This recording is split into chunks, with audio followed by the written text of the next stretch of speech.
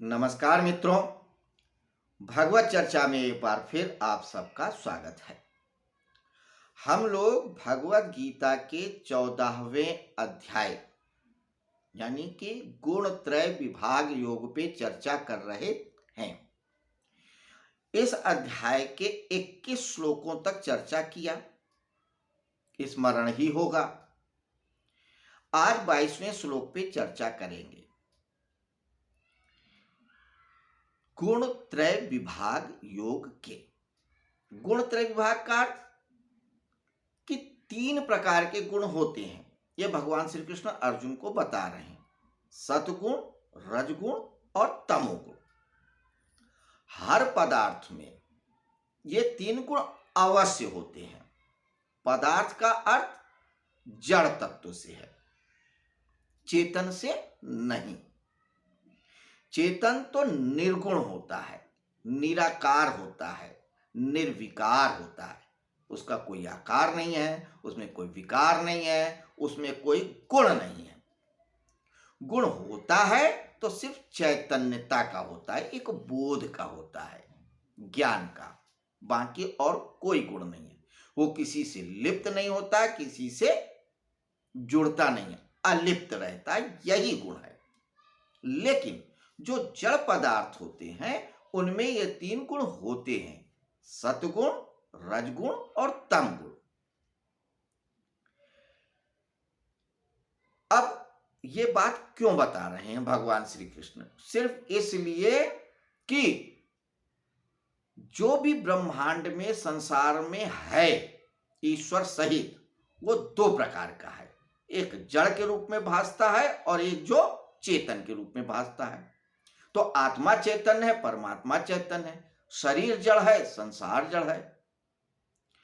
अब मजे की बात यह है कि चैतन्य जो है वो किसी से नहीं जुड़ता है, ना आत्मा किसी से जुड़ती और परमात्मा तो जुड़ता ही नहीं। जड़ जुड़ जाता है, लेकिन जड़ के अंदर जुड़ने की क्षमता नहीं है।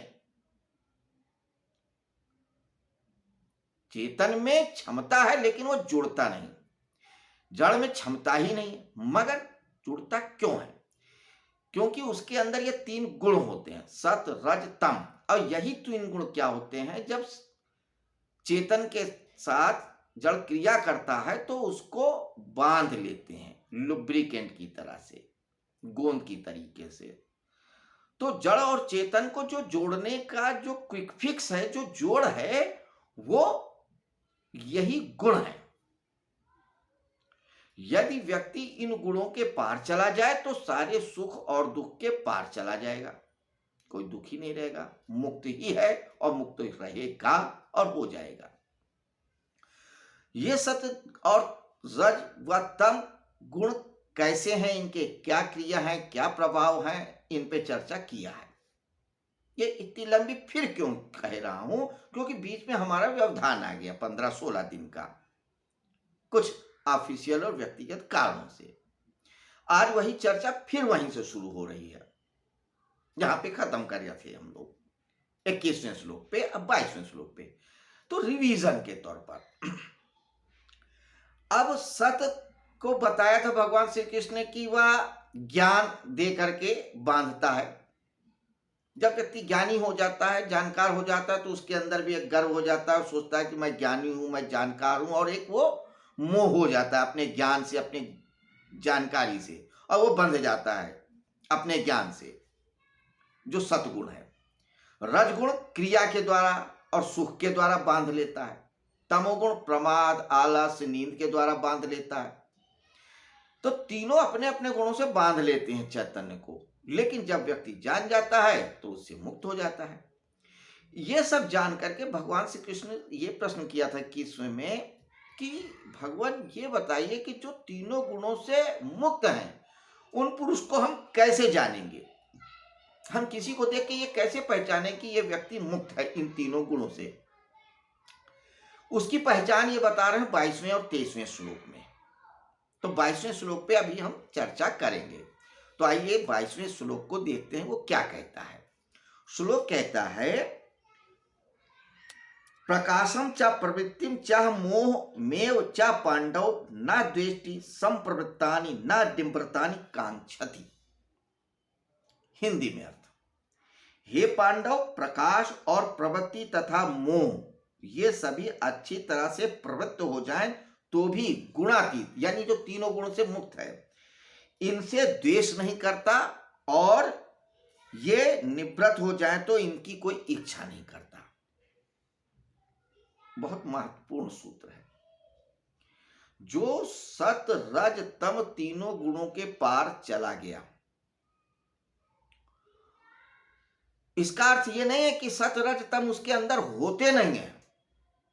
ऐसा नहीं है कि उसके व्यक्तित्व से, उसके शरीर से ये तीनों गुण निकाल के रख दिए गए कहीं या कहीं उठ करके चले गए, कि जैसे आत्मा शरीर के अंदर से आत्मा चली जाती है। नहीं, ऐसा कुछ नहीं होता। कोई तत्व ऐसा नहीं कि उसमें से बाहर निकल जाता है, सिर्फ उन तत्वों के प्रति एक बोध खत्म हो जाता है, लगाव खत्म हो जाता है, बस।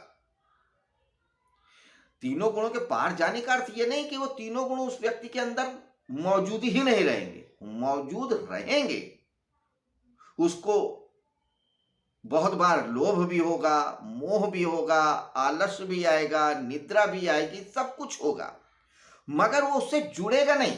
वो सिर्फ उसका एक स्वभाव जान करके कि ये पदार्थ का स्वभाव है, उससे लिप्त नहीं होता। अब जैसे आप जान लें कि एक बिच्छू है, आप उसको चाहे जितना उसको प्यार करें, सब कुछ करें, लेकिन अगर वो आपने हथेली में लिया तो डंक मारेगा। कितना भी खिलाएं पिलाएं बचाएं, कथा तो सुनी होगी।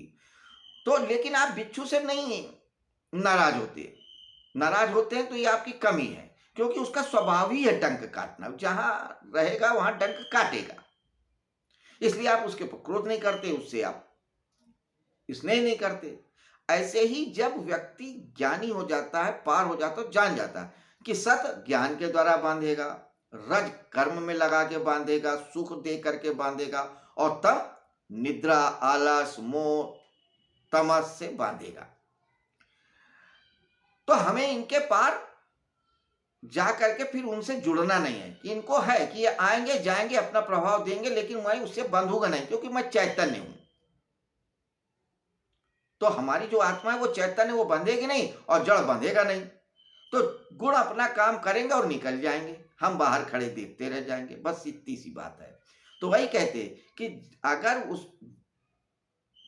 तीनों गुणों से पार गए व्यक्ति को कोई चीज समझ में आती है कि ये मुझे बांध रहा है, चाहे लोभ हो, चाहे कर्म हो, चाहे ज्ञान हो, कुछ भी हो, तो उसको वो देखता रहेगा, उससे जुड़ेगा नहीं और ना उससे कोई घृणा करेगा। अगर आ गए तो उससे जुड़ा नहीं, और चले गए तो उसके प्रति कोई द्वेष नहीं, लगाव नहीं, कुछ गुस्सा नहीं, कुछ नहीं, उदासीन है। ये उसका मुख्य गुण होता है, जो तीनों गुणों के पार चला जाता है। अब इसके अलावा कुछ गुण और बताते हैं भगवान श्री कृष्ण। वो क्या गुण बताते हैं उसको हम लोग कल देखेंगे। बात आज भी पूरी की जा सकती है, लेकिन नहीं, हम लोग धीरे धीरे चलेंगे, धीरे धीरे रेमना धीरे से सब होए। तो कल हम फिर एक नए श्लोक पे चर्चा करेंगे। आज यहीं पे चर्चा को समाप्त करते हैं, क्योंकि चर्चा कुछ दिनों से रुकी थी। एक रिदम में आने में एक दिन का समय लग सकता है, रिवीजन होने में भी समय लगेगा। हम फिर उसी रिदम में रहेंगे, उसी सत्संग में रहेंगे और चीजों को समझेंगे। तो कल सत रज तम से पार गए हुए व्यक्ति के बारे में क्या बताते हैं विशिष्टता, भगवान श्री कृष्ण देखेंगे। इस अध्याय में 27 श्लोक हैं, 22 श्लोक तक चर्चा कर चुके हैं, 5 श्लोक और हैं। बाकी इन्होंने क्या बताया है उसको हमने समरी में जान लिया। तो एक बार फिर आज की चर्चा यहीं समाप्त करते हैं। कल मिलेंगे इसी समय, इसी जगह, इसी अध्याय पे चर्चा करने के लिए नए श्लोक पे। तब तक के लिए नमस्कार, शुभ रात्रि।